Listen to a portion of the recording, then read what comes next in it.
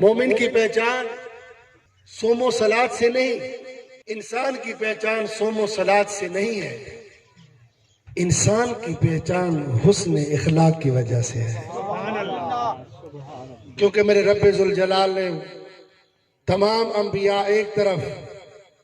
جب حسن اخلاق کی باری آئی، اچھے عمل کی باری آئی، اچھے بولنے کی باری آئی، اچھے برتاؤ کی باری آئی، تو میرے رب ذوالجلال نے میرے محبوب کی طرف اشارہ فرمایا، آپ کے نبی کی طرف اشارہ فرمایا، میرے نبی کی طرف اشارہ فرمایا، کائنات کے ذرے ذرے کے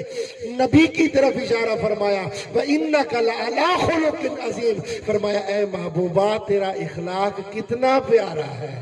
تو کتنے اچھے اخلاق والا ہے۔ کیونکہ میرے حضور نے یہ ثابت کر دیا، میرے آقا کریم نے یہ ثابت کر دیا، اگر طائف کے مقام پر حضور کو بٹے مارے گئے، رب کعبہ کی قسم ایمان والوں، حضور کے جسم اقدس سے لہو نکلنے لگا، پیروں سے لہو نکلنے لگا، ہاتھوں سے لہو نکلنے لگا، جبریل اس وقت آئے، عرض کی کہ یا رسول اللہ اگر حکم فرماؤ تو میں طائف کو پر مار کر نیست و نابود کر دوں، تو میرے مصطفیٰ نے فرمایا میں نیست و نابود کرنے نہیں آیا، میں توڑنے نہیں آیا، محمد جوڑنے آیا ہے۔